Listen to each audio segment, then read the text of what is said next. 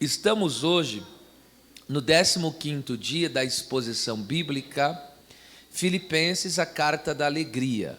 O tema da mensagem é a motivação dos arautos. Arautos é alguém que proclama aquilo que foi feito. No caso, nós somos arautos do Evangelho.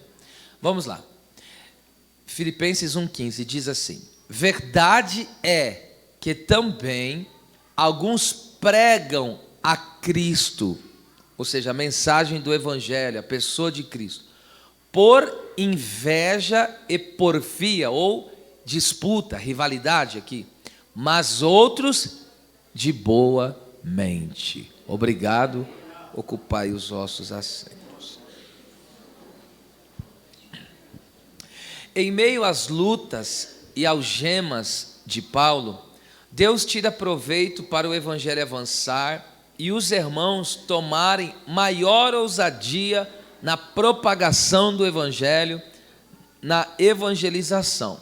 Entretanto, é preciso dizer que surgem dois grupos de pessoas que pregam a Cristo, que ele aqui distingue. Eles são distinguidos aqui nesse versículo que nós acabamos de ler.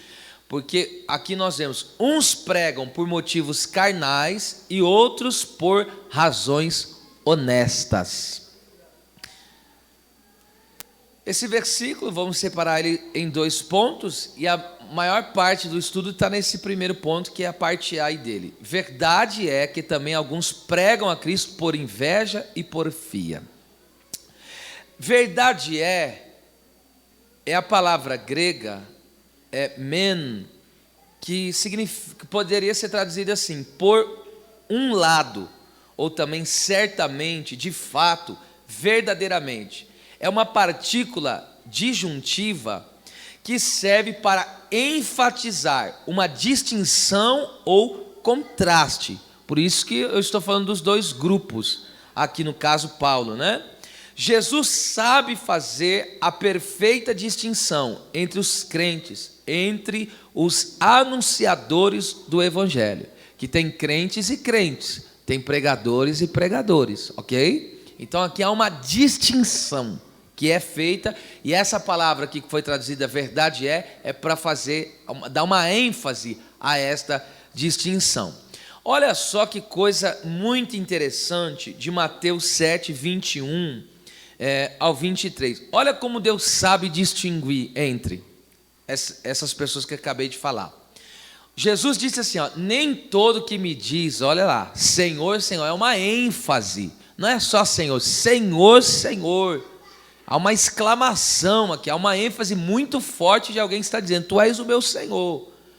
Aí Jesus diz que nem todos esses que dizem assim entrará no reino dos céus. 22, pode. Muitos me dirão naquele dia, quando ele voltar, Senhor, Senhor, olha só, não profetizamos nós em teu nome? Isso aqui fala do dom da profecia. Em teu nome não expulsamos demônios, isso fala da autoridade para expulsar demônio. E em teu nome não fizemos muitas maravilhas. Escute, maravilha aqui também é um dom espiritual. Maravilha é ressuscitar mortos, maravilha é o que Jesus fez, multiplicar pães e peixes, andar por cima das águas, isso é nível de maravilhas, ok? Agora veja o que ele diz aqui dessas pessoas. Então lhes direi abertamente, nunca vos conheci. Espera lá, que coisa assim impressionante. Imagine agora, escute, imagine você presenciar aqui nesse púlpito, alguém expulsando demônios, alguém profetizando e vendo a profecia se cumprir, alguém ressuscitando mortos, mandando o cego de nascença enxergar. O que você diria de uma pessoa dessa? Só que veja que é Jesus que sabe distinguir as pessoas. Quais são as motivações daquilo que elas fazem? Porque o texto do versículo 15 que nós vemos, a questão aqui não é só fazer, é a motivação pelo que está sendo feito. Perceba só que coisa tremenda. Este texto revela que vir aos cultos, ter dons espirituais, fazer a obra com a motivação errada não tem aprovação divina. Escute, Jesus está falando para alguém que operou sinais e maravilhas. Jesus está falando de alguém que fez a obra, e fez a obra de forma terrivelmente aqui. Só que Jesus está dizendo o que para essas pessoas? Eu nunca vos conheci. Essa palavra, escute, conheci, aqui é gnosco no grego, que significa, que é uma expressão idiomática para falar de relacionamento íntimo entre marido e mulher. Até porque a nossa relação com o Senhor, ela é íntima e ela é profunda, ok? Então escute, esta palavra aqui, conheci, é usada para falar da vida eterna, em João 17,3, que está escrito assim, ó: esta é a vida eterna, que conheçam a ti, único Deus, e a Jesus Cristo. Então veja, Jesus está falando que vida eterna é esse relacionamento profundo com Ele, de saber que só Ele é o Senhor, conhecer que só Ele é Deus. E Jesus está dizendo para essas pessoas: você nunca teve um relacionamento profundo comigo. Quando Jesus disse, eu não vos conheci, nunca vos conheci, escute isso aqui, é que é coisa tremenda. E conhecer a Deus é passar a ter a sua essência. Quem conhece a Deus passa a desfrutar de um relacionamento de vida eterna. Esta pessoa passa a ter a essência de Deus na vida dele. E qual é a essência de Deus? A essência é a característica principal. Qual é a característica principal de Deus? O amor. A Bíblia diz em 1 João 4,8: aquele que não ama não conhece a Deus, porque Deus é amor. Então escute, e o amor é o que? Disse Paulo, é o fruto do Espírito. O amor é o fruto do Espírito, que é nada mais, nada menos do que o caráter de Deus, ok? Ou seja, quando Jesus diz, nunca vos conheci, Ele está dizendo, vocês não têm a minha essência, vocês não têm o meu caráter, vocês fazem as coisas em meu nome, mas as suas motivações não é o amor. Que o amor é o primeiro mandamento de todos, amar a Deus sobre todas as coisas, amar a Deus de toda a sua alma, coração, intenção, toda a sua vida. Então veja o que Jesus está dizendo para esse povo, que Ele falou, ó, eu nunca vos conheci vocês, eu não vejo a minha essência em vocês, eu não vejo a minha característica em vocês, eu não vejo o meu fruto em vocês, por isso eu desconheço vocês, eu não estou vendo o meu amor dentro do coração de vocês. Mas espera lá, no nome de Jesus eles expulsavam demônios, no nome de Jesus eles profetizavam, no nome de Jesus operavam milagres, mas não tinha essência, não tinha o fruto do Espírito, tinham dons espirituais, tinham até autoridade, mas não tinha caráter, gente. Isso aqui é para nos deixar verdadeiramente alertas em Deus, que o que para Deus vale realmente é um caráter transformado, gente. Agora o que Jesus está dizendo para ele? Tudo que vocês fizeram, expulsaram, curaram, libertaram, vocês fizeram, é claro, fizeram no meu nome, mas vocês fizeram com a motivação errada. Tudo que vocês faziam, vocês visavam vocês mesmos. Vocês olhavam para o seu eu, vocês olhavam para a autopromoção de vocês, mas vocês nunca faziam motivados por o meu amor. Meu Deus, essa é a questão aqui, tá certo? Agora veja, ele diz aí, verdade é que também alguns aqui no grego, gente, meu Deus, é um pronome indefinido que, conforme aqui foi muito bem traduzido, alguns ou umas certas pessoas também poderia ser dito.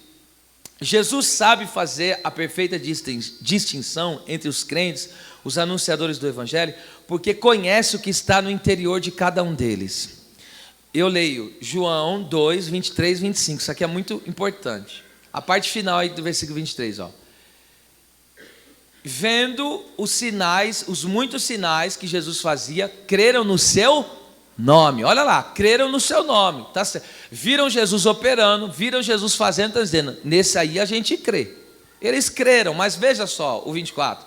Mas o mesmo Jesus não confiava neles. E por quê? Porque a todos o conhecia. Jesus está dizendo, eu conheço o seu coração. Eu conheço a sua mente, eu conheço as suas intenções.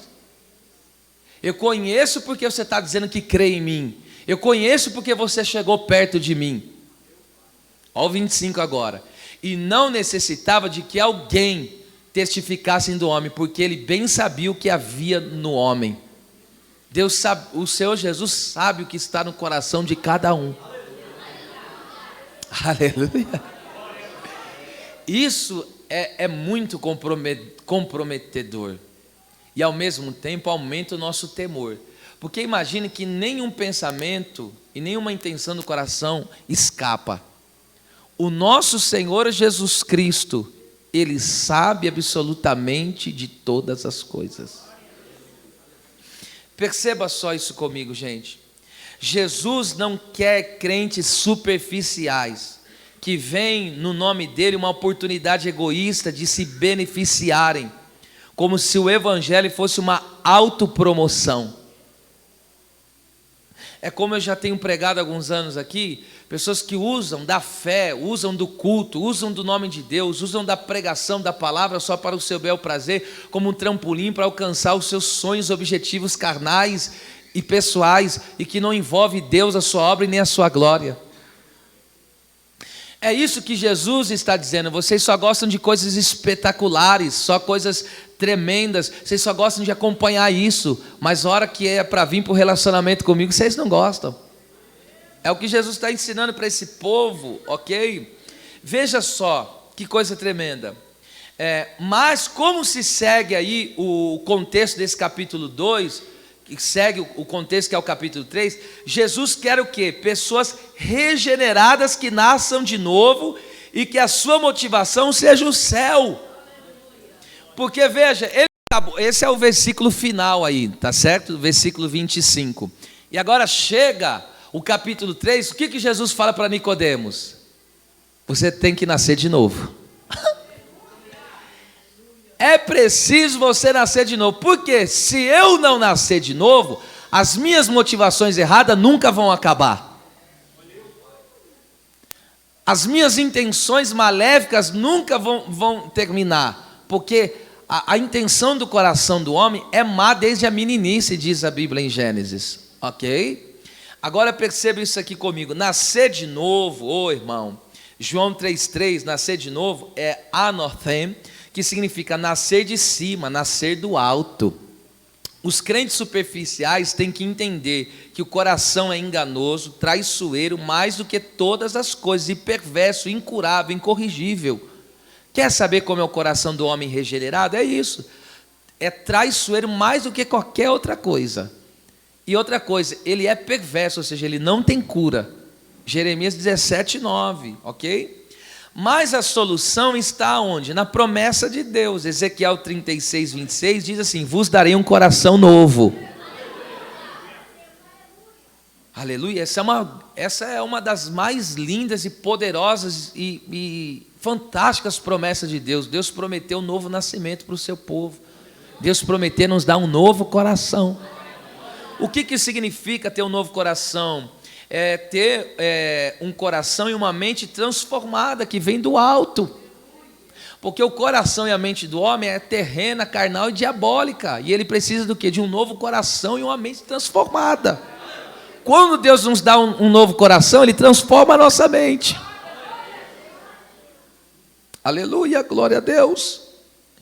Entenda uma coisa que esse novo coração e mente transformados que vem do alto, sendo assim, a nossa motivação, a nossa busca e pensamentos não são centrados mais na terra, mas sim centrados na terra, no homem, mas sim em Cristo. A única maneira de Deus resolver o problema da motivação das pessoas é gerando elas de novo e manifestando o seu caráter nelas, manifestando o seu fruto nelas, ok?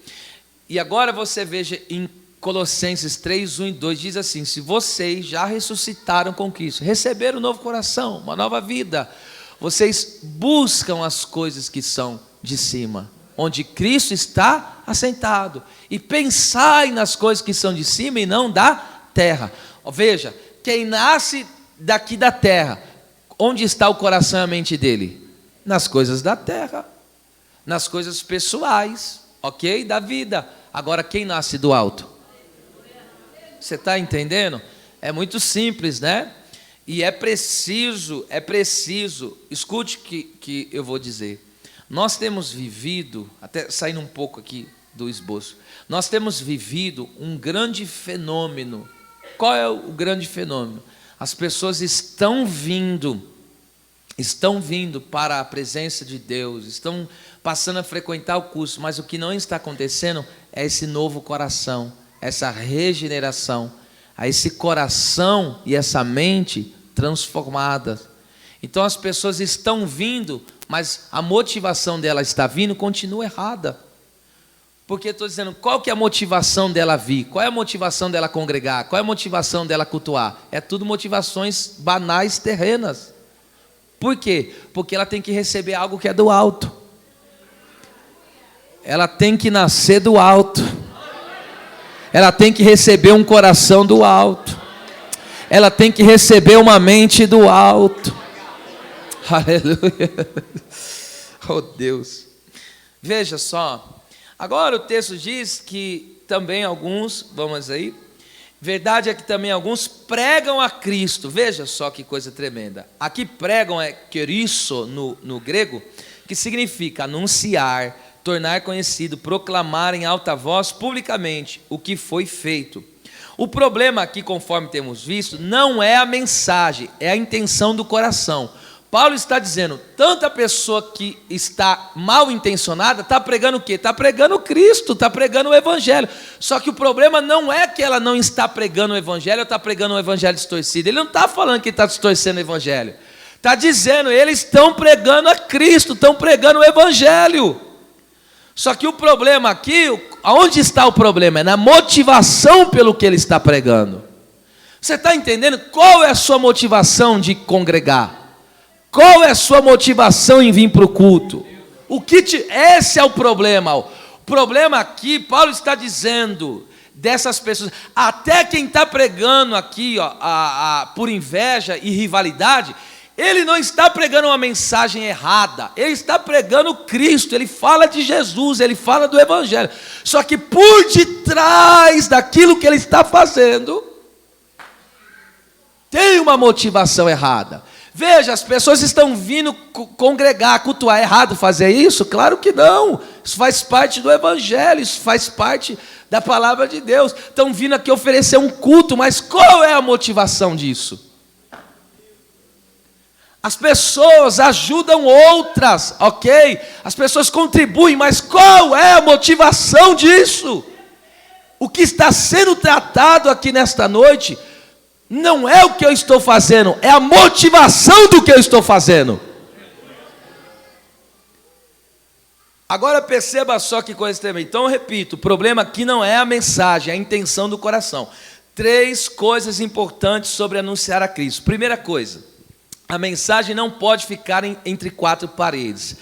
Mateus 10, 27, olha o que Jesus ensinou, que lindo. O que vos digo em trevas, melhor aqui seria em oculto,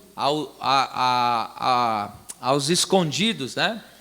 Dizei-o em luz, ou seja, o que eu falei para vocês no particular, agora vocês têm que falar publicamente. Jesus primeiro pregou particularmente para os discípulos, só que agora está dizendo para eles, o que eu preguei para vocês em particular não pode só ficar aqui. Agora vocês têm que sair e pregar para as outras pessoas. E o que escutais ao ouvido, pregai aonde? Sobre os telhados. O que é o telhado? Ao alto, onde todo mundo está vendo. Então veja, primeira coisa importante sobre pregar o Evangelho, tá certo? A mensagem não pode ficar entre 4 paredes. Então, o que Jesus é e fez tem que ser anunciado em alta voz publicamente. Na onde? Nas escolas, nos locais de trabalho, nos locais de convívio, nas redes sociais e etc. para que todos conheçam quem é Jesus e o que Jesus fez por eles na cruz do Calvário. Usa de todos os meios e de todas as oportunidades e grite bem alto: Jesus é o vitorioso Senhor. Nós somos arautos de Deus, porque aqui pregar é ser um arauto. Como eu disse, arauto é você proclamar o que foi feito. Então nós temos que proclamar o quê? A obra que Cristo fez da cruz, ou seja, ele venceu Satanás, venceu a morte, ele é o vitorioso. E por essa vitória de Cristo sobre Satanás e a morte e o pecado, é que traz salvação para toda a humanidade, para aqueles que crerem no caso, ok? Então nós somos arauto disso, então nós temos que gritar os telhados. Eu digo aqui em nome de Jesus, irmão, use a tua rede social, use os meios de comunicação que você tem para pregar o Evangelho. Usa, pelo amor de Deus. Usa, pega essa rede social, coloca nem que seja um versículo por dia nessa rede social. Fala alguma coisa na palavra nessa rede social. Alguém fala: mas eu tenho poucos seguidores. Se você tiver um lá, já dá para você influenciar aquele um. Então use de todos os meios, de todas as maneiras. Pregue aos telhados. Sobe nesse telhado de uma vez por todas e fale de Jesus de uma vez por todas. Segunda coisa importante sobre pregar o Evangelho. Agora aqui vai apertar. O pregador deve vigiar para não ficar desqualificado. 1 Coríntios 9, 27. Eu sinto até um temor só de ler esse texto. Olha o que Paulo diz: antes subjugue. Sabe o que é subjugar aqui? É esmurrar, bater com força para machucar. Mas o que eu subjugo o meu corpo? Ele está falando corpo o quê? Minha natureza caída, meu homem carnal. Eu espanco ele. Eu espanco ele, sabe para quê? Para que ele não tenha força. Olha lá. E eu reduzo o que é a servidão. Servidão aqui é a escravidão.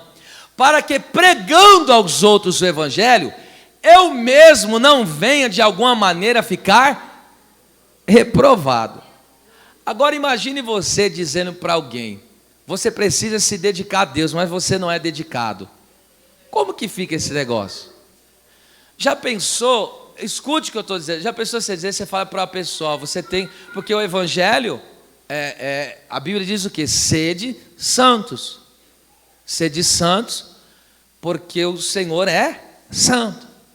Como que eu vou dizer para alguém, pregar para alguém a santidade, se eu mesmo não vivo ela?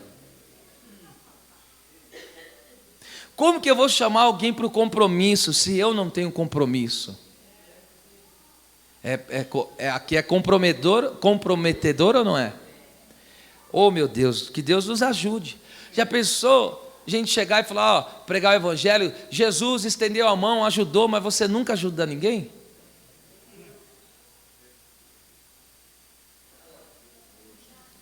Eu não parei assim porque eu não tenho nada mais para falar, estou dando tempo de você pensar.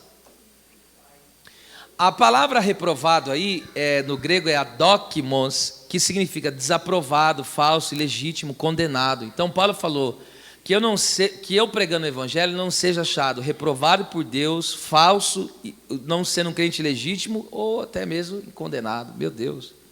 Ser cristão verdadeiro, fazer a obra, tocar, cantar, pregar, etc. Qualquer obra que você desenvolve no nome de Jesus, requer o quê? Esmurrar a carne diariamente e torná-la escrava de Cristo.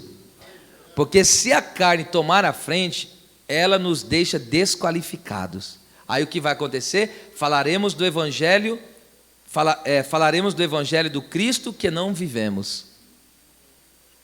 Então perceba só, olha o que ele está dizendo. Eu pego essa carne aqui, eu espanco ela, eu bato nela, eu deixo ela nocauteada, de tal maneira quando a carne fala, fica aí desanimado, eu não consigo ficar desanimado.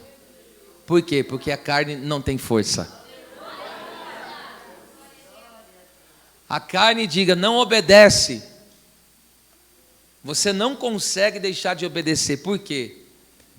Porque a carne está esmurrada. E ela foi colocada à servidão de Cristo. A carne sendo escrava de Cristo. Aleluia. Glória seja dada ao nome do Senhor. E aí você não consegue deixar de fazer o que deve ser feito. Por quê? Porque a sua carne está escravizada. Ela foi subjugada à escravidão de Cristo, de tal maneira que ela perdeu voz, ela perdeu força, ela perdeu vez. Então, aqui fica, a começar de nós, né, que temos a responsabilidade até maior, eu digo da liderança que prega, aquilo que eu prego, eu não venha a ser eu mesmo desqualificado. Terceira coisa importante a respeito de pregar o Evangelho. O propósito final de tudo que fazemos, inclusive pregar o Evangelho, é o quê? Efésios 1:6, está aí, ó.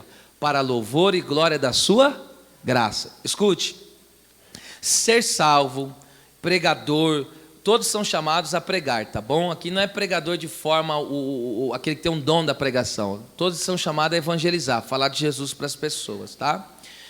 Isso não é mérito, é privilégio, é graça dada pelo Senhor para quê? Para louvor e glória do seu nome. Entenda uma coisa, ser crente, ser salvo não é um mérito nosso, é um privilégio que Deus nos deu. E esse privilégio foi nos ofertado, foi nos dado o quê? Graciosamente. O Senhor nos ofertou graciosamente. Agora, ser crente, fazer a obra, é um privilégio que Deus nos deu. Mas esse privilégio dado por Deus tem que desembocar em uma finalidade: louvor e glória de Deus. Em o nome de Jesus, você já ouviu milhares de vezes, vai vir outras milhões de vezes. Tudo que você fizer, faça para louvor e glória do nome de Deus. Se você for pegar um papel de bala no chão, que esse papel de bala que você pegou do chão seja para louvor e glória do nome de Deus. E se você fez isso em o nome de Cristo, saiba que isso é uma graça que Deus te deu para você fazer. Não é mérito seu, não bata no peito e diga eu faço e aconteça. Não, você não faz nada, tudo é a graça de Deus. Deus te capacitou, Deus te deu. E agora você não vai bater no peito e dizer olha para mim pelo que eu estou fazendo. Você vai dizer olha para a graça de Deus que está na minha vida, a glória é dele, a honra é dele, o louvor. Glória a Deus. Vamos lá. Verdade é que também alguns pregam a Cristo por, oh meu Deus, eu vou palavra por palavra. Por aqui dia no grego significa por causa de, em razão de. Indica o motivo ou a razão pelo qual algo é feito. Então, pregadores, escute isso que é importante. Pregadores mal intencionados não se preocupam com a salvação das pessoas, mas com a popularidade. E também, crentes mal intencionados não se preocupam com a espiritualidade, apenas com as coisas terrenas e passageiras.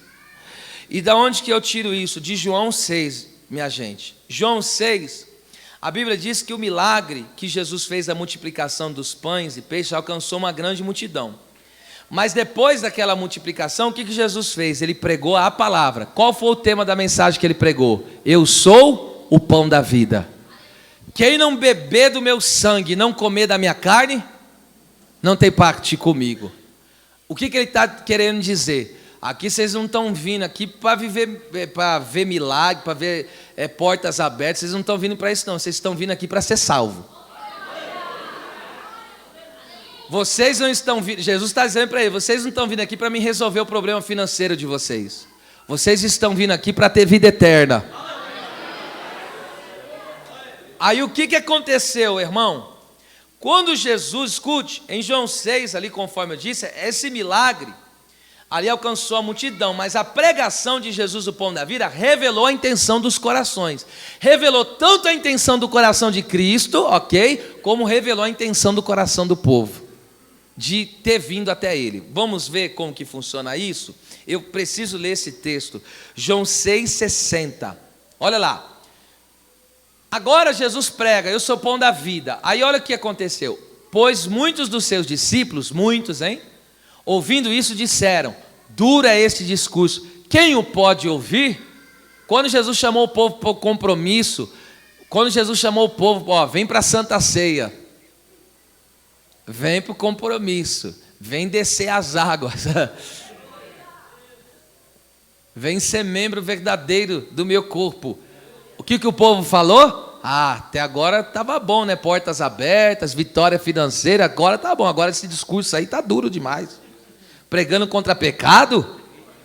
Pregando contra a preguiça espiritual? Essa palavra não dá para mim não. Dá para mim ficar nessa igreja aqui não. Quero ser membro da igreja de Jesus não. Olha aí, o que eles estão dizendo. Olha aí versículo 6:66. Desde então muitos dos seus discípulos tornaram para trás e já não andavam com ele. Andar com Jesus? Não, só hora que tem milagre. Mas por compromisso quero andar com Jesus não. A hora que ele continuar abrindo porta para mim, eu quero. A hora que ele continuar abençoando meus sonhos, meus projetos, eu quero. Mas se ele me chamar para largar o meu pecado, abandonar os meus erros, eu quero esse Jesus, mas não. Ele tem que me aceitar do jeito que eu sou. Jesus nunca vai aceitar ninguém como é. Jesus permite você chegar até Ele como você está. Mas te aceitar como você é, jamais. Debaixada, caçore, caço. Deus vai ter que me aceitar do jeito que eu sou. Está enganado. Jesus não te aceita do jeito que você é. Vamos lá, olha só. Então disse Jesus, aí Jesus pregou a mensagem dura, o povo começou a sair da igreja. Dura sim, na cabeça deles, ele só pregou a palavra. Mas aí o que aconteceu? Aí o povo foi indo embora, 6:66. Aí Jesus olha para os obreiros, os que tinham mais maturidade. Olhou para os obreiros dele. Olha o que Jesus falou para eles. E aí, vocês querem ir embora também? Aqui a intenção do coração de Jesus foi revelada. Porque se o povo está indo embora, se é alguém que está mal intencionado, o que ia fazer? Ia mudar a mensagem. Para que ia mudar a mensagem? Para agradar o povo. Eu não posso perder os dizimistas. Eu não posso perder os bacanas da igreja. Então eu vou adaptar a minha mensagem. Mas o que Jesus falou? Eles foram embora. Vocês querem ir também? A porta está aberta, pode ir embora. Isso só revelou o quê? Que a intenção de Jesus era agradar ao Pai, era fazer a vontade do Pai. Jesus estava pensando que na salvação daquelas almas. Jesus não queria nada que eles pudessem oferecer a Cristo. Cristo só queria a salvação deles. Cristo só queria obedecer à vontade do Pai. Agora, veja só como também o coração do povo agora, continuando aqui, foi revelado, né? E respondeu-lhe, pois, Simão Pedro: Senhor, para quem iremos nós? Para quem iremos nós? Tu tens as palavras da vida eterna. Para quem iremos nós? O que Pedro falou? Eu não estou atrás de lugares, eu não estou atrás de coisas, eu estou atrás do Senhor mesmo. Pedro falou: eu quero a ti mesmo, eu quero andar contigo mesmo. É o Senhor que eu amo. Para onde eu vou? Depois que eu bebi da água da vida eterna, como que vou? 69, veja. E nós temos crido e conhecido lá, relacionamento profundo, que tu és o Cristo, o Filho de Deus. Agora escute só, eu repito isso aqui. Quando os discípulos foram embora e Jesus não adaptou a mensagem para agradá-los, demonstrou que a sua intenção era agradar o Pai. Olha só, quando é que o povo começou a ir embora da igreja? Quando é que o povo começou a sair? Quando Jesus deu um estudo.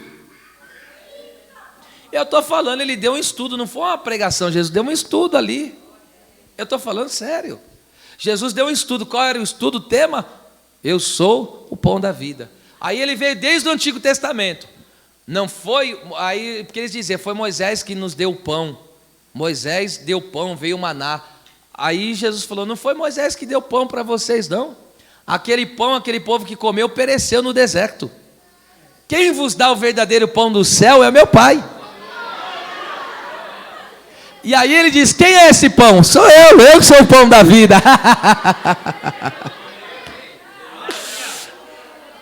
Aí quando chamou o povo para o estudo bíblico, o culto ficou vazio.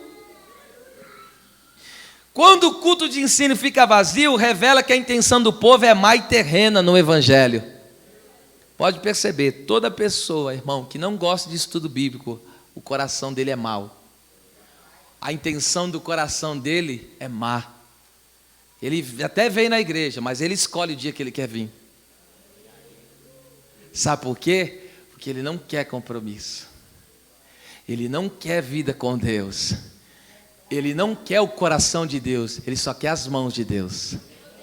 E no bom sentido, as mãos de Deus para lhe abençoar.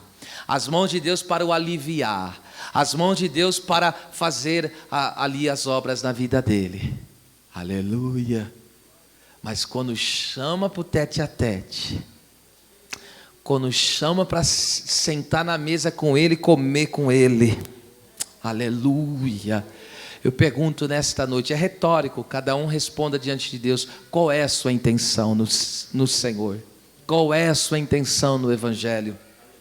Louvado seja Deus, glorificado seja o nome do Senhor. Sabe como que eu conheço a saúde de uma igreja? Na frequência das pessoas no estudo bíblico e na oração. É aí que eu conheço o nível e a espiritualidade de uma igreja. Quer conhecer uma igreja? Veja como está a vida de oração do povo e o desejo que eles têm de aprender no estudo bíblico. Agora, traduzindo e trocando em miúdos para você, como está a sua vida de oração? Como está a sua relação com a palavra? Isso está revelando muitas coisas. Inclusive, qual é a sua intenção de estar aqui? Se alguém tem boa intenção, já estava dando glória a Deus, né?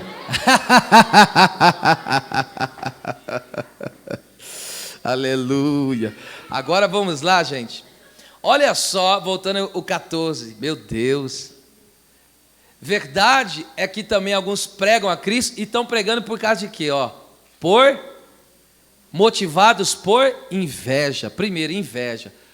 Pensa num negócio ruim, eu tenho nojo de inveja.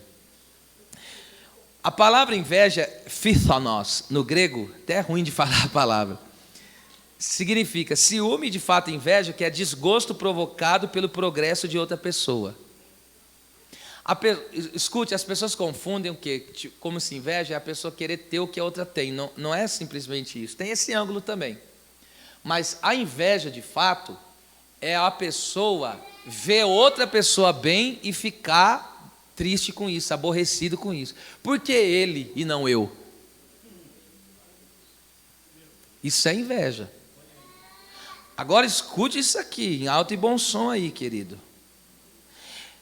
A inveja é um estado de má vontade em relação a uma pessoa devido a uma vantagem que essa pessoa tem. Pasmem, pasmem. Mas tinha gente pregando a Cristo motivada por inveja de Paulo. Ou seja, tinham alguns aborrecidos porque o ministério do apóstolo era destacado, frutífero. Mesmo o camarada passando prova na cadeia, dava fruto. Frutificava. O pessoal olhava para ele e falava, esse é imparável, ninguém para ele, ninguém para o ministério dele, ninguém para as obras dele. Aí eles olharam para aquilo, porque Paulo tinha nome entre os irmãos, ok? Ele era tido como um homem de Deus e tudo mais. Aí os invejosos olharam para aquilo e falaram, vou pregar também que nem ele, para ver se o meu nome fica que nem o dele. Pasmem! Eles estavam com inveja do apóstolo, por isso, conforme já expliquei, aí, ok? Então, pessoas que pregavam com desejo de enfraquecer a reputação evangelística deste servo de Deus, em vez de compartilhar do seu dom, em vez de ficarem contentes que Deus estava usando Paulo, está ficando enciumado porque Deus está usando. Pasmem! Em vez dos irmãos estar dando pulos de alegria e festejando, almas estão sendo salvas, Deus está usando o irmão Paulo. Os irmãos estão o quê? Alguns, né? Graças a Deus que é só alguns. Alguns estão com inveja. E agora começam a pregar o evangelho. E não é pregar um evangelho diferente de Paulo, está pregando o mesmo evangelho que ele. Só que a motivação daquelas pessoas pregarem Era por inveja, irmão. Era por inveja. Queria enfraquecer, conforme eu disse, a reputação evangelística dele. Queriam dizer, Paulo não é tudo isso não, olha nós aqui também. Queria dividir os holofotes. Meu Deus, que sentimento mesquinho, miserável. Agora vai apertar aqui. Vemos isso em Saul. Perceba só, 1 Samuel 18, 7 e 8. Veja isso aqui, preste atenção. Quem que era Saul? Era o rei de Israel, o maioral da nação. Ele era um grande monarca.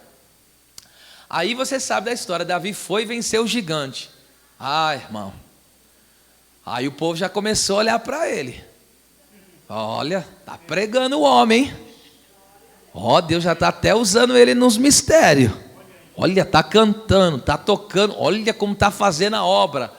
Olha como a liderança dele é... Aí veja só.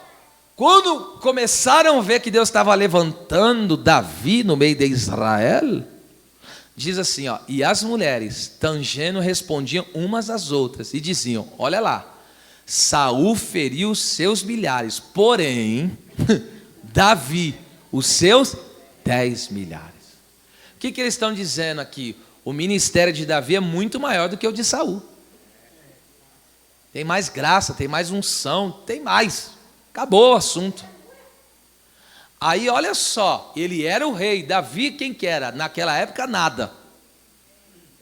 Era um entregador de marmita do papai. Olha quem é que está invejando, quem tem tudo está invejando quem está sendo projetado por Deus. Veja o 8.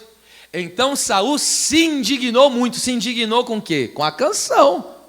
O povo dizendo, o ministério dele é muito mais relevante que o teu. Então Saul se indignou muito e aquela palavra pareceu mal aos seus olhos. E disse, olha lá, qual que é a inveja dele? 10 milhares deram a Davi e a mim somente milhares? Na verdade, olha o que ele fala. Que lhe falta se não só o reino? Veja, ele está dizendo, ele vai tomar o meu lugar. Então veja, o Saul nunca lutou pelo um reino, nunca lutou pela presença, ele lutava por uma posição. E geralmente, quem se esforça para defender uma posição, sempre acaba perdendo a presença. Nunca se esqueça, o que mantém uma posição é a presença. Quem perde a presença, perde a posição. Mas quem ganha a presença... Eita Deus. O que vai te manter na posição é a presença. Podem tentar te dar rasteira, podem tentar podem tentar puxar o teu tapete, mas se tu tens a presença te guarda. A presença... Eita. Que vas.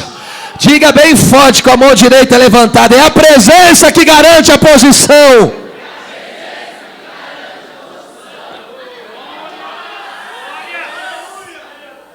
Você está lutando pelo quê? Só por uma posição, por um nome? O que você está lutando? Agora escuta isso aqui, pega. Ao ver que o ministério de Davi era mais relevante, Saul ficou com inveja e passou a guerrear. Guerrear aqui para nós seria o que hoje? Fazer a obra, pregar e etc. Motivado pela inveja a Davi. Agora as guerras que Saul fazia, qual que era a motivação agora? A inveja, ele estava sendo movido de inveja. Ele não estava guerreando para o povo de Israel conquistar as terras e ser livre dos inimigos. Ele não estava guerreando para que todos vissem o nome do grande Deus de Israel. Qual que é a motivação dele guerrear? Qual é a motivação dele fazer a obra? O Davi não pode ser melhor que eu.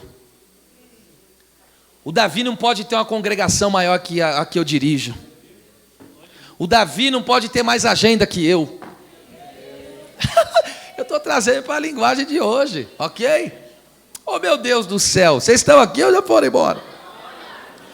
E eu repito, isso demonstra que Saul não amava a Deus, mas a posição e o reconhecimento humano. O invejoso é assim, você pode até ser e ter, mas nunca mais do que ele. Porque qual que é o problema de Saul? Não é o problema que Davi agora é e tem, o problema é que estão dando mais para Davi. O que ele está falando? Pô, só deram 1.000 para mim, para ele 10.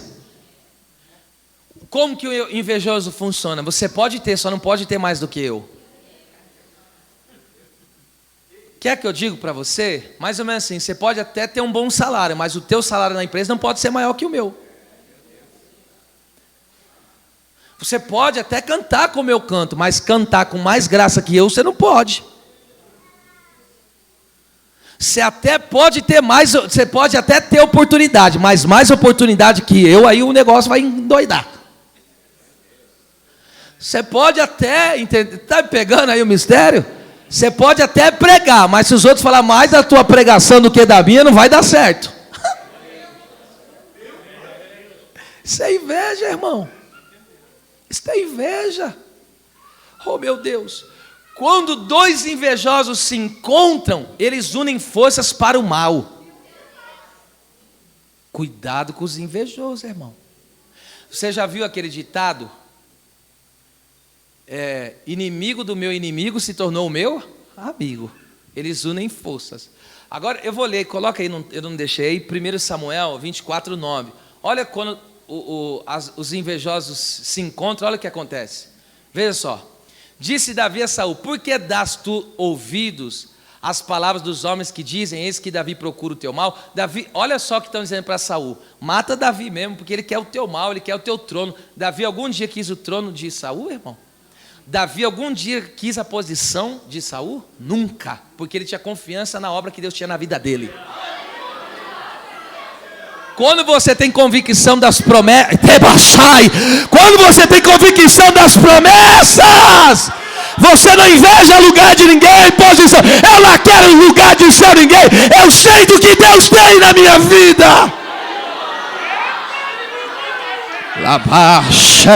Que passo. Você não vai viver a vida de ninguém. Você não vai viver a história de ninguém. Deus tem com você. Deus tem obra com você. Deus tem promessa com você. Você não vai invejar a família de ninguém. Deus vai abençoar a tua. Você não vai abençoar o salário de ninguém. Deus vai te... Ah, meu Deus do céu. Machericaço. Eita, está descendo uma graça de Deus aqui. Vou dar 30 segundos para você adorar a presença de Deus. Continua confiando no teu Deus e valorizando a presença dele. Problema dos invejosos, problema quem está com dor de cotovelo, problema quem está mal intencionado, problema de quem está com motivações erradas. Você faça para Deus, faça para a glória de Deus, faça para Deus.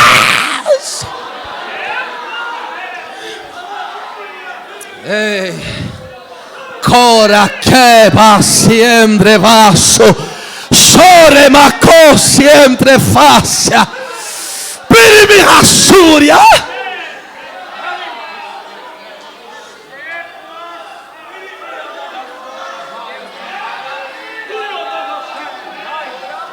Quem tem, tem, meu filho.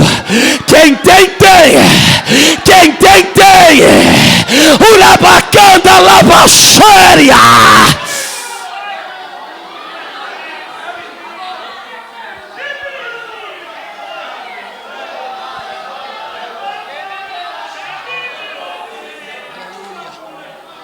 Aleluia. Confia na obra que Deus tem na sua vida. Aleluia. Para você chegar onde Deus quer que você chegue, você não vai precisar passar a perna em ninguém. Você não vai precisar apagar a lâmpada de ninguém para projetar a tua. Você não vai precisar falar mal de ninguém, caluniar ninguém. Você não usa de ferramentas carnais. Você tem promessa. Deus tem obra. Tem um óleo que desceu na tua cabeça.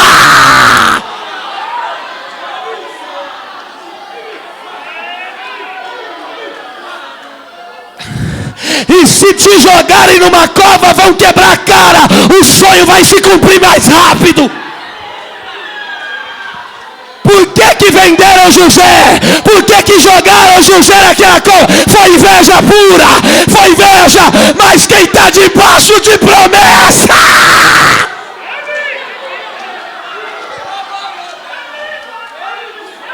É baixado, caçúria.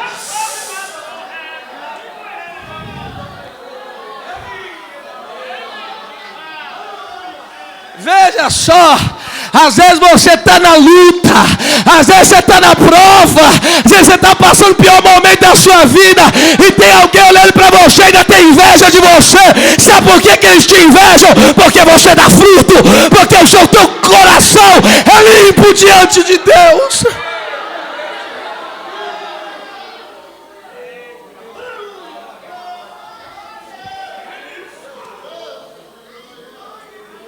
Vamos adiante.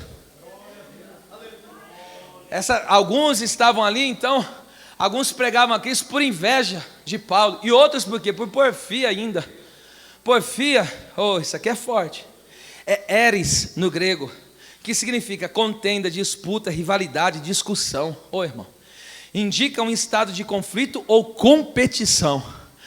Então veja, eles pregavam para disputar quem era mais.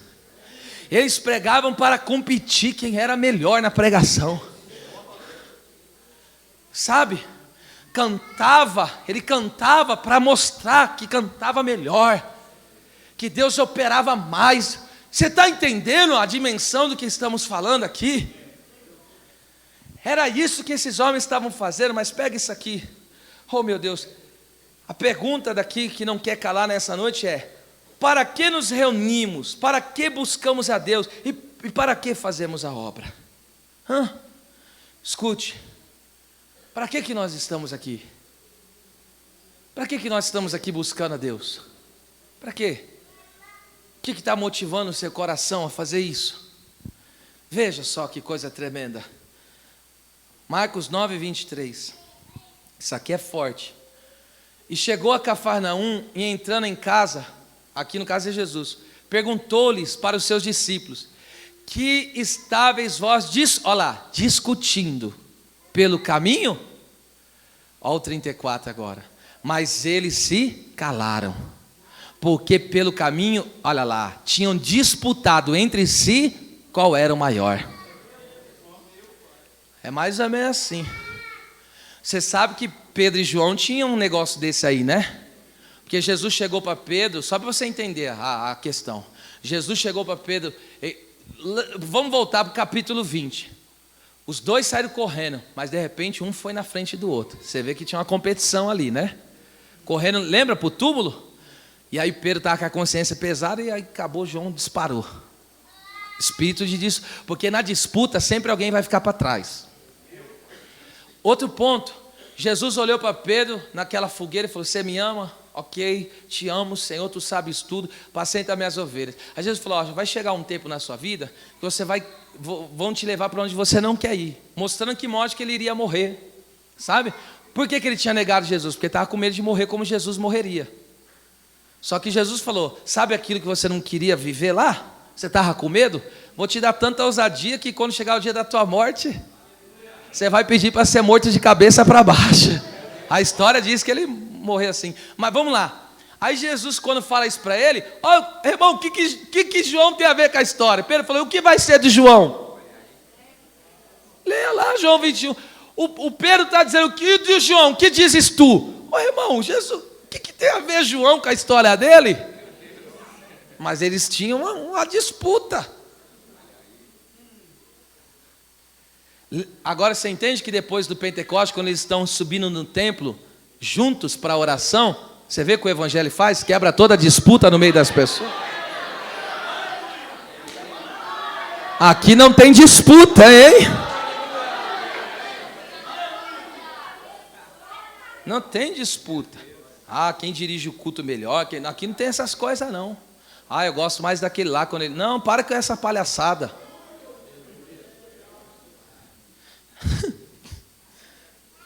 Vamos lá, eles estavam disputando quem era maior. Aí como se Pedro chegasse e falasse: eu expulso mais demônio que vocês.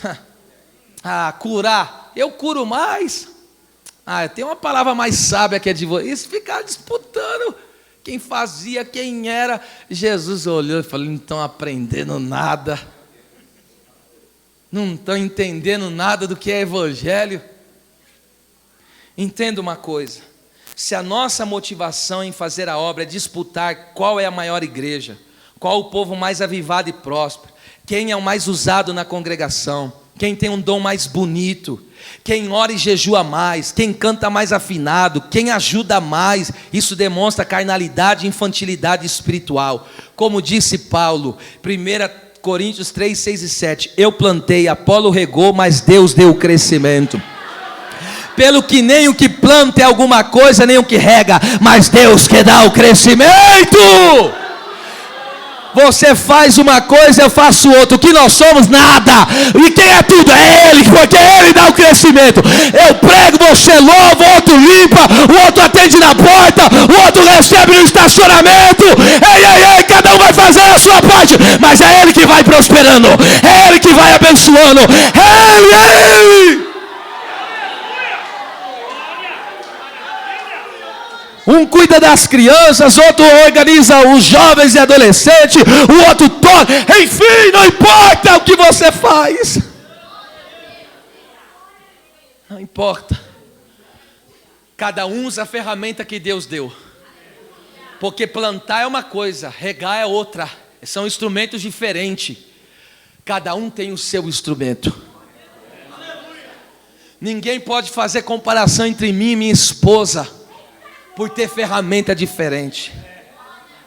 A ferramenta que ela tem é uma, a ferramenta que eu tenho é outra. E ninguém pode me diminuir porque ela tem habilidades melhores que a minha. E ninguém também pode fazer ao contrário, diminuí-la porque ela tem um dom diferente do que o meu. Porque aqui não há espírito de disputa. Aqui, deixa eu falar para você, aqui a gente não está medindo quem prega mais, quem faz mais. Aqui não tem competição, aqui não tem disputa. O que eu faço, o que você faz é direcionado para o nome de Deus. Ei, vamos mudar a motivação, igreja.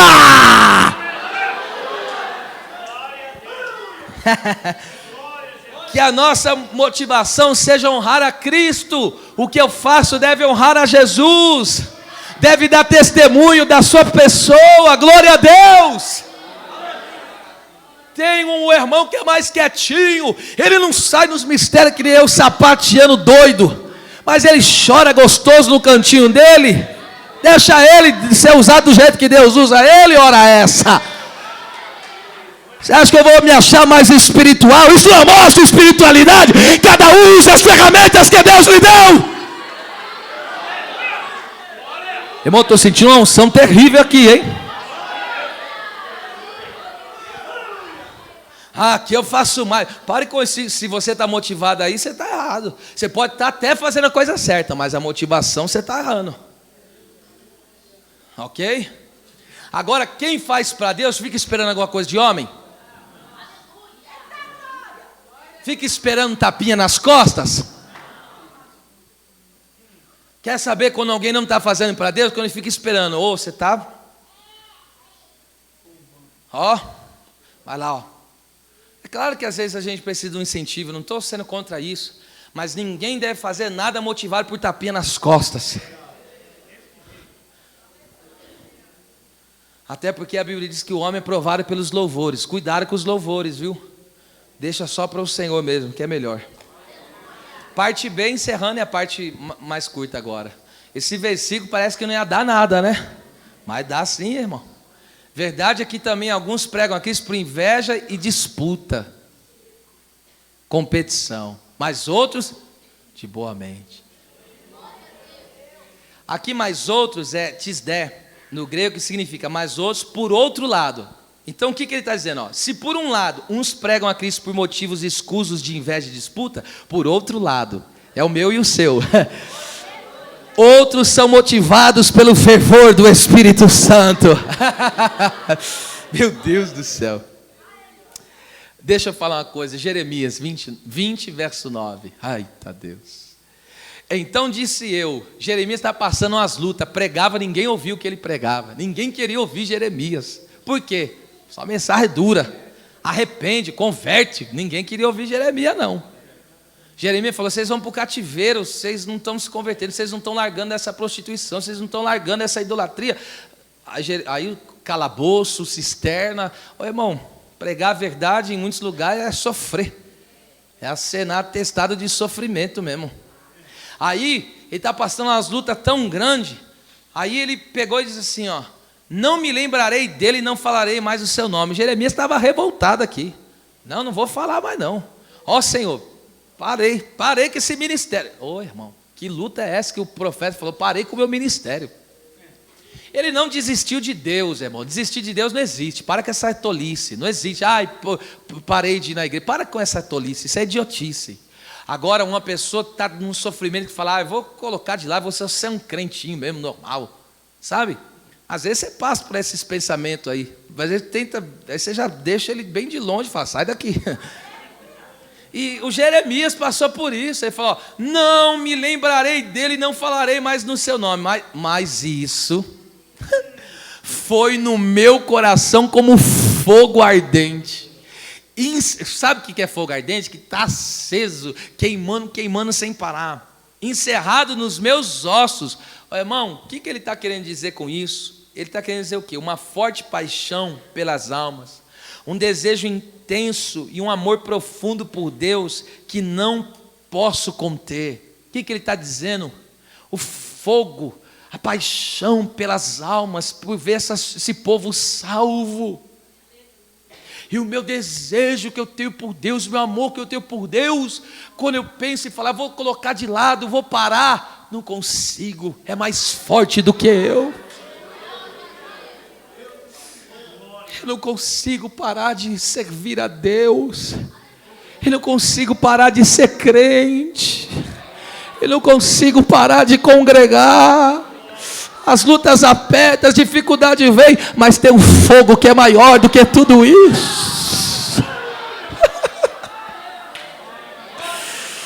Às vezes você olha para a sua realidade, você fala, vontade de chutar tudo, mandar todo mundo para o espaço.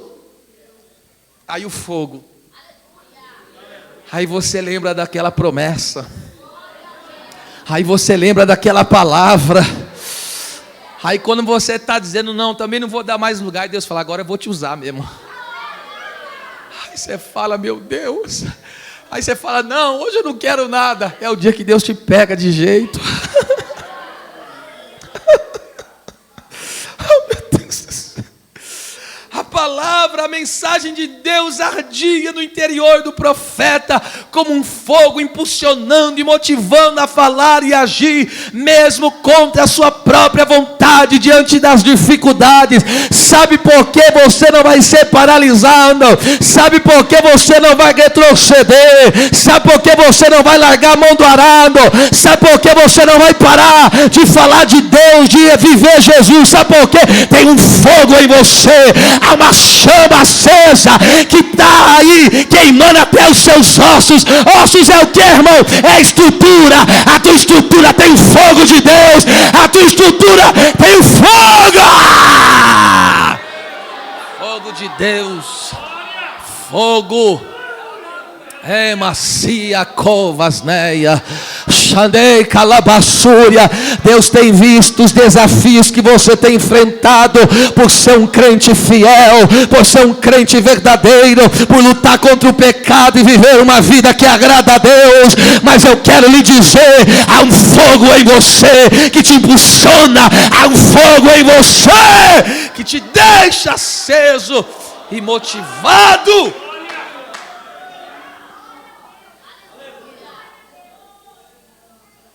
Outros, mas outros, por outro lado, pregam a Cristo de boa mente. A tradução aqui foi até que boa, mas a palavra aqui, boa mente, é eudokia, que significa boa vontade, prazer, boa intenção. Aponta para uma disposição interior de fazer e agradar a Deus, sem agendas ocultas no coração ou segundas intenções. Escute. Pregar o Evangelho de Cristo com boa intenção vou falar aqui pelo menos, deixa eu ver, pelo menos uns 6 pontos aqui, bem breve, um resumo, tá? Então, vamos lá. Pregar o Evangelho de Cristo com boa intenção 1 Tessalonicenses 2,4. Vamos lá, até o 8, eu vou dar alguns pontos aqui. Primeiro, mas como fomos aprovados de Deus para que o Evangelho nos fosse confiado. Irmão, Deus não entrega o Evangelho para que Ele não confia. Irmão, se Deus entregou o Evangelho na tua mão, porque Ele confia em você. O que você vai fazer com o que Deus colocou na tua mão? Diga, isso aqui é pedagógico, a mão direita levantada, diga: Deus confiou a mim o seu evangelho.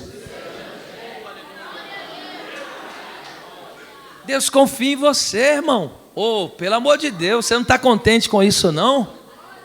Se Deus te deu o evangelho para você viver e pregá-lo, é porque Ele confia em você, irmão. Ó, e olha lá, e fosse confiado. Assim, aqui tal. Assim falamos, não como para agradar aos homens, mas a Deus que prova o nosso coração. Então, olha só o que Paulo, oh meu Deus, está aqui nos ensinando tremendamente. Então, pregar o evangelho de Cristo com boa intenção, primeiro, é pregar para agradar a Deus e não a homens. Escute isso. O evangelho de Cristo confronta os homens e agrada a Deus porque molda o ser humano à imagem de Cristo, filho obediente à vontade do Pai. Veja, irmão, fala a verdade. Não tem como pregar o evangelho e não ser ofendido. Quem que não vai ser ofendido com o evangelho se a nossa vida é toda torta antes de Cristo? A nossa vida é toda tortuosa, toda quebrada, deformada. Aí, eu vou na igreja para me se sentir bem. Você não vem na igreja para se sentir bem, não, meu bem. Você vem aqui para ser confrontado com essa vida ruim que você leva. Aí o que acontece? Eu estou falando, quantas vezes eu já não passei essa aprovação? Aqui mesmo, falei, meu Deus, pregar de novo isso aqui, Senhor. Daqui a pouco o povo não vai aguentar, não, vai começar a ir embora. O inimigo luta na nossa mente. Mas quem tem compromisso com Deus não tem jeito, irmão.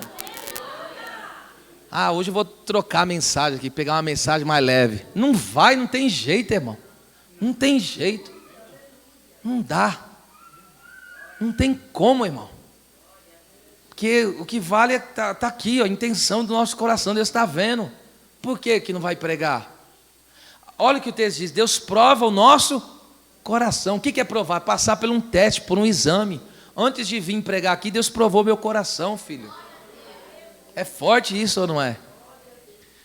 Isso aqui é o próprio Deus analisando o nosso coração. Então entenda uma coisa, você tem que entender isso de uma vez por todas. E não adianta fingir que não é com você que Deus está falando. Não adianta fingir que Deus não está confrontando você, que você tem que largar esse pecado, que você tem que largar esse engano. Não adianta. O evangelho aqui é pregado e vai continuar sendo pregado. Entende? Oh meu Deus. E quando a intenção do nosso coração é honrar a Deus e agradar a Deus, doa quem doer, a gente vai pregar e aí pronto, acabou. Entende? E aí ele falou, eu fui aí, quando fui pregar para vocês aí, como eu já disse anteriormente, ele falou, eu não fui adaptar a mensagem para aliviar o ego de vocês não. Eu fui pregar a palavra nua e crua como tem que ser pregada. E a intenção do meu coração era essa, agradar a Deus. Olha, se alguém aqui nessa noite sair daqui revoltado comigo, mas Deus se agradar de mim, eu estou dando glória a Deus. Eu já preguei o evangelho, aqui mesmo já preguei o evangelho que eu vi gente saindo no meio do culto, no meio da pregação, sair porque não aguentar de suportar o que eu estava pregando. Não foi uma nem duas vezes, não. Pregando aqui, a hora que o evangelho confrontou, a pessoa pegou a malinha dela e... Alguns sentem umas formiguinhas na perna, né, melhor? Da coceira, da comissão de...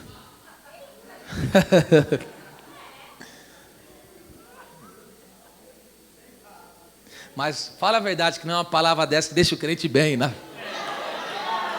Olha a alegria que você está aí, ó. Essa é a alegria da salvação do evangelho. Olha o que o evangelho está nos proporcionando aqui nessa noite.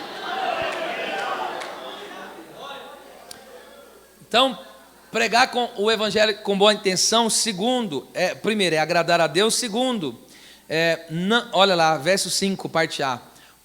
Porque, como bem sabeis, nunca usamos de palavras lisonjeiras. O que é isso? Bajulação, adular. Nunca fiquei adulando ninguém, não. Irmão, porque tem umas pessoas que é meio assim, né? Se você não ficar alisando ela, ficar passando... Pare com isso, irmão. Eu nunca vi. Jesus falou, quando você vir para o evangelho, eu vou te dar uma seda para alisar. Ele falou, pega a tua cruz e vem, meu filho. Pega esse kit de sobrevivência aí.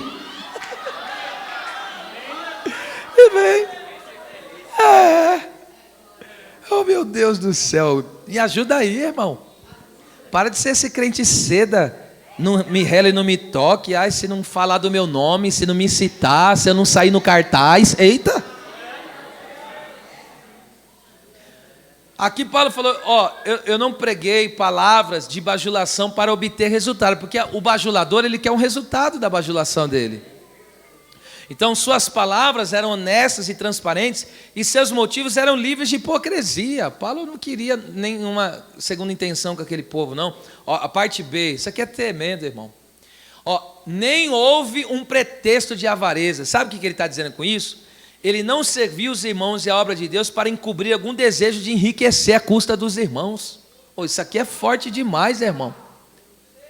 Então, eu não usava um pretexto da minha posição de apóstolo, do que eu fazia aqui, para lubridiar os irmãos aí, me fazer de coitado, de necessitado para os irmãos. Irmão, você tem uma coisa que eu tenho problema é com isso, irmão. Se fazer de coitado, não dá certo essas coisas não, filho. Dá certo não, essas coisas não funcionam não. Para com esses pretextos aí, meu. Verso 6, vamos lá, estou encerrando. Vocês estão aqui ou já foram embora? Aqui, e pregar o evangelho com boa intenção, outro, não buscamos glória dos homens. Está vendo só? Ele não buscava glória pessoal, aceitação, aprovação e regalias humanas. Ok? Ele buscava, é claro, a exaltação de Deus. Verso 7, isso aqui é chocante.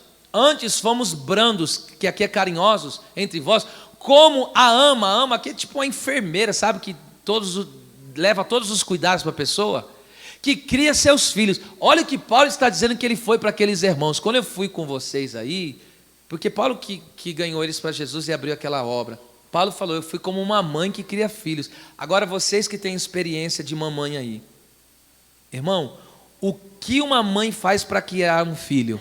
Fala para mim. Sacrifica a própria vida.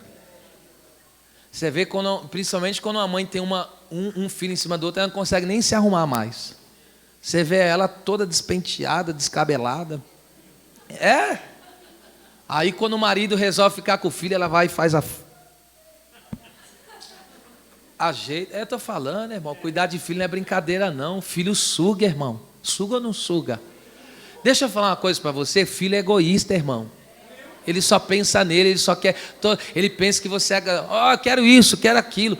E aqui, filho é totalmente dependente. Quando ele nasce, você tem que fazer tudo, você tem que trocar, você tem que dar banho. Sabe o que Paulo está dizendo? Eu me sacrifiquei por vocês. Pregar o evangelho com boa intenção veja, ele está dizendo, eu não quis pegar nada de vocês, eu não estava com a intenção por trás, a minha intenção era cuidar de vocês, porque eu amo vocês. Irmão, que sentimento, eu tenho vontade de chorar.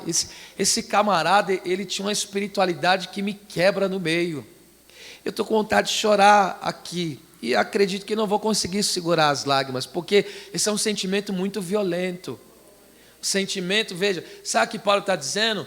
Muitas vezes eu sacrifiquei dias meus que eu podia estar mais tranquilo, mas eu sacrifiquei minha vida, meu tempo, sacrifiquei por vocês, para cuidar de vocês, para aconselhar vocês, para orar por vocês. Escute, isso aqui serve para toda a igreja, muitas vezes para a gente ganhar uma alminha, oh meu Deus, para edificar um irmão, uma pessoa. É necessário nós abrirmos mão de certos confortos, irmão. Tem hora que você vai ter que abrir mão de uma madrugada para orar. Tem hora que em vez de você ficar lá na Netflix, você vai dizer, hoje eu vou queimar essa Netflix, vou para a oração. Vou lá guerrear para os meus irmãos, vou lá guerrear pela obra. Irmão, que sentimento é esse, irmão? Eu vou parar por aqui, porque senão eu vou desmanchar. Eu me identifico com isso. Oh, meu Deus. Isto é, o que Paulo está dizendo? Eu fiz o que Cristo fez. Ele está dizendo, eu sou imitador de Cristo. Por que Jesus falou em Marcos 10, 45? Eu não vim para servir, eu não vim para ser servido, eu vim para servir da minha vida.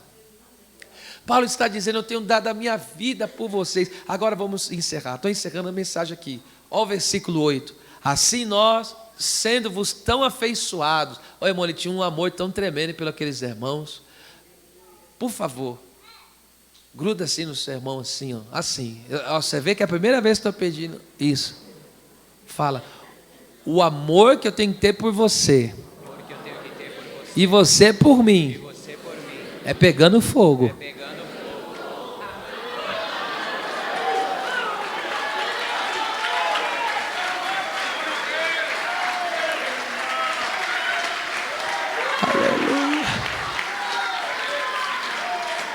Aleluia. É fácil conviver com gente chata? É não, irmão. Tem gente aqui que é maior cri-cri, ainda mais se tiver de TPM, as irmãs. As irmãs chutam todo mundo, irmão. O marido que aguente ela. E aquele marido emurrado sem dinheiro, então. Ele é o maior cavalo. E ainda mais quando ela faz greve com ele. Aí pronto mesmo. Mas essa história é para outro dia.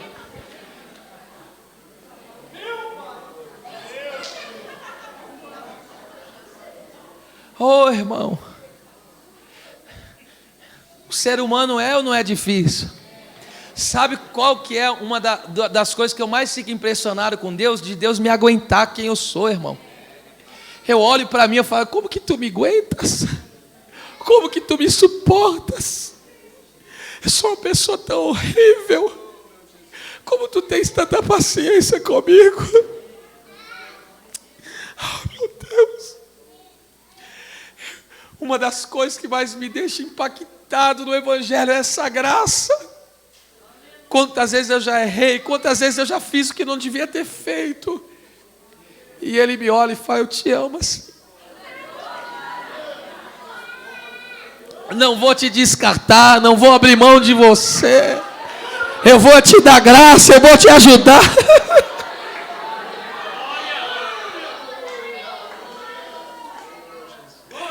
Oh, meu Deus.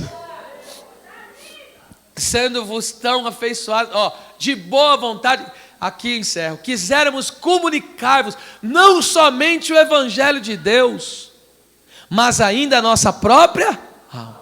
Sabe o que Paulinho está dizendo aqui? Não somente ele pregava o Evangelho de Cristo para aqueles irmãos, mas para pregar esse Evangelho, ele tinha que derramar a vida dele no altar de Deus para beneficiá-los. Ele está dizendo: eu tenho derramado a minha vida no altar de Deus, tenho queimado a minha vida no altar de Deus como um sacrifício vivo, pedindo para Deus me usar para abençoar vocês, pedindo para Deus me dar uma palavra para pregar para vocês, pedindo para Deus me usar com os dons espirituais para edificar vocês. Eu encerro dizendo: Deus não nos chama apenas para viver e pregar o Evangelho, mas para fazer isso, viver e pregar, motivados a exaltar a Cristo. Você vai sair daqui nesta noite com esta palavra encravada na sua alma, vai estar grafada na sua alma, que ninguém vai mais poder apagar. A minha motivação e a sua motivação em viver e pregar o Evangelho é a exaltação do nome do Senhor. Se é verdade, com a mão para cima, aplaude. Hoje vai aplaudir de mão para cima.